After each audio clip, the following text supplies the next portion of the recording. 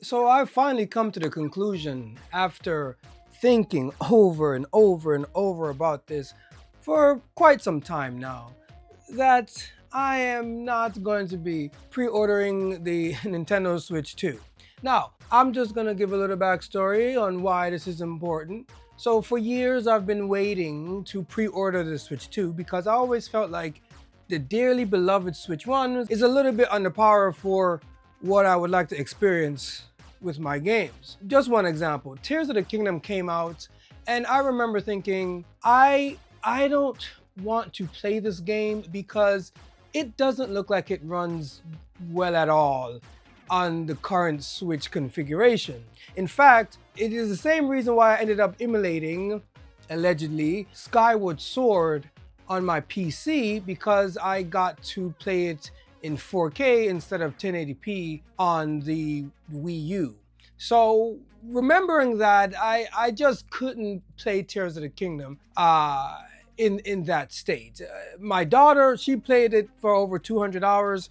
I moved on to other games and I've still not touched Tears of the Kingdom till this day. I wanted to wait for the Switch 2 like many others, but now I'm thinking, nah, I can't pre-order for these specific reasons that I'm about to currently talk about. And this is an anecdotal video, so this is just my personal experience. Please put your experience or what your decision is in the comment section below. I would love to hear it. Okay, so one of the biggest deciding factors for this was something that I didn't even foresee a couple years ago, and that is the rise of streaming the PS5 and the Xbox 360, Xbox Series X. So streaming games for me always been something that was kind of a huge miss. I ended up signing up for the failure of a service called Stadia. I even gifted it to a couple of friends of mine that just didn't get the type of gaming experience that Stadia promised. A lot of artifacting, a lot of disconnecting and clunkiness went on with Stadia, so my expectation for streaming games fell in the toilet until I mustered up the courage to buy this device, the G Cloud. Now, this device is not perfect by any means. You have to have a pretty decent Wi-Fi connection to play your games on here, but by golly, is it incredible when that Wi-Fi is running smoothly and you're playing games like Monster Hunter, Baldur's Gate, Final Fantasy 16, Final Fantasy 7 Rebirth. The list goes on and on and on. And it's very, very difficult for me to stop playing PS5 and Xbox games to go back to the 1080p Switch. To be honest, the only thing that I do play on the Switch is actually Mario Party Jamboree, which I absolutely hate because my 14-year-old daughter slaughters the entire family. Last time, she had 8 stars and we all had 2 and 3 stars. So I don't even like Mario Party Jamboree for personal salty reasons. So the fact that we can stream our consoles to these smaller devices now, it kind of encroaches on the Switch territory that they're kind of guarding. That whole pick up the game from your living room and sit on your couch thing, I do that all over. And here goes the worst part about it. I was of the notion that I couldn't use this outside of this house. No, I literally just got back from DC a couple of days ago and I was playing this at my mother's house, my sister-in-law's house, my brother's house. I was playing it all over the place because all I needed was their Wi-Fi password. And not to mention, most places nowadays have Wi-Fi. I've played this thing in Starbucks. I've been to a hotel and played it, and it's amazing. It's amazing to access your PS5 and your Xbox on this little device. Again, that kind of defeats the purpose of bringing a Switch. So streaming is one thing, right? Streaming is one thing. Maybe not everyone wants to stream. So you might still be saying, but those exclusives are on the Switch, right? We need our Marios, we need our Mario Kart, and we need all those games. There's only one problem with that. Sony and Microsoft have diversified their titles big time. With the likes of things like Astrobot and Crash Bandicoot, CRTR Racer or whatever that game is, Sonic Racing. We as gamers, we can kind of hold off on Mario now. We have plenty of platformers to play on the PS5 and on the Xbox. And no, they're nowhere near, except for Astrobot, as good as a Mario 3D platformer, but they're good enough to get that little platformer itch that some of us old school gamers have. And I think that is a direct threat to Nintendo.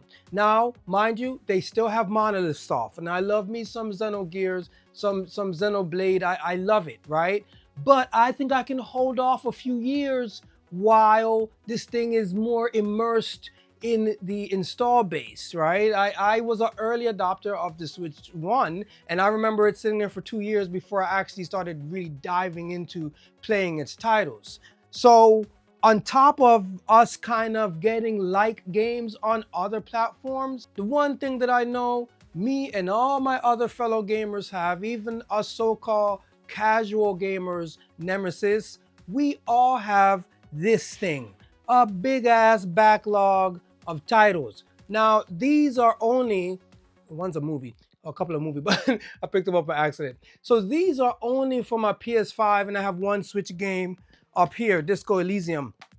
And I simply, as a middle-aged 41-year-old man with 2 kids and a wife and a dog, I try to find and carve out the time to play my games because it is my #1 hobby. And I still can't find enough time to play everything. And I think it's gotten to the point now where I have sacrificed a lot of TV watching, anime watch. I haven't watched an anime in a lot, probably years at this point, because I'm just always gaming. I never want to sacrifice gaming for some TV show or for some anime or some other thing, ever. Because it's the one thing that actually got me into what I do today, which is art. So I'm still trying to dig for the time to play games, and I cannot keep up with these releases. Right now, I just started South of Midnight. That should be my next video.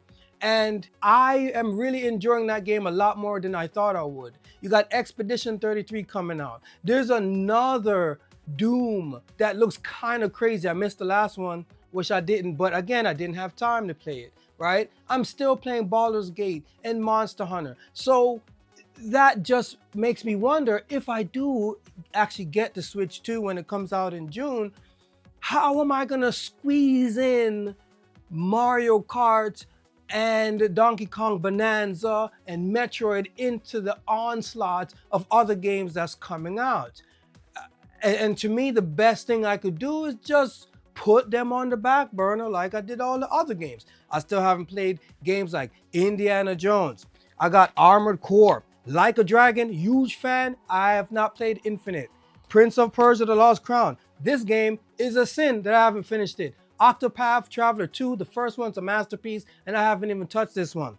Yeah, so Metaphor ReFantazio. I put over 400 hours into Persona 5. Still haven't even touched this game. And Minecraft.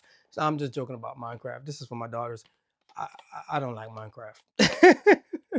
They probably just got hyped seeing that in the video. But anyway, so the amount of releases coming out is just too much right now. You know what I mean? We're getting swamped with good games, like quality games. There's another one that just came out called The Blueprints. I haven't even seen a screenshot, but I'm hearing rumblings about it because I listen to podcasts, gaming podcasts, yes. Yeah, I'm a nerd.